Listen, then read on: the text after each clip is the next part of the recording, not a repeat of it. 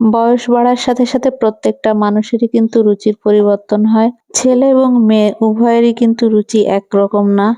Facebook scroll করতে করতে আমি একটা পোস্ট দেখতেছিলাম রিলস ভিডিওতে। সেখানে বলতেছিল একটা মেয়ের যদি অনেক টাকা পয়সা হয় তখন কিন্তু সে চিন্তা করে কিভাবে আমি একটু দামি অর্নামেন্টস কিনবো, কিভাবে ঘরের ফার্নিচার কিনবো, কিভাবে ঘরটাকে সুন্দর করে সাজানো যায়, কিভাবে জানালার পর্দা, সোফার কভার এগুলো চেঞ্জ করব, কিভাবে তার বাবা মাকে একটু সহযোগিতা করব।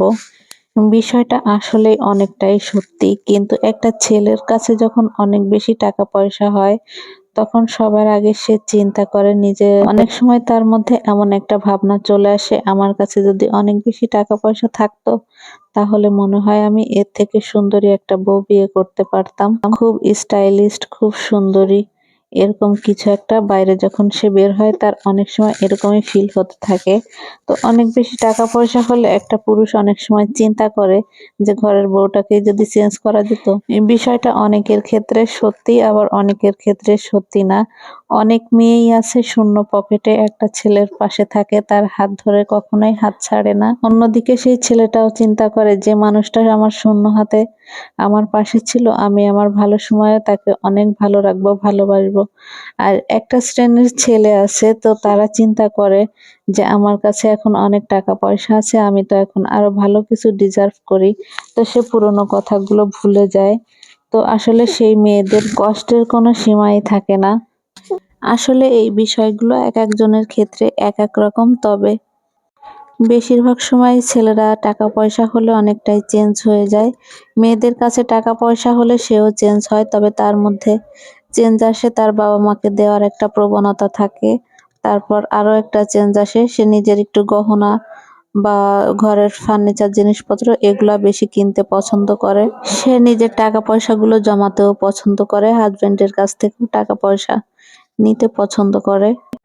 আমার দেখা যতগুলো কর্মজীবী মেয়েরা আছে তারা সবাই প্রায় এরকমই। তো যাই হোক, অনেক কথাই বলে ফেললাম।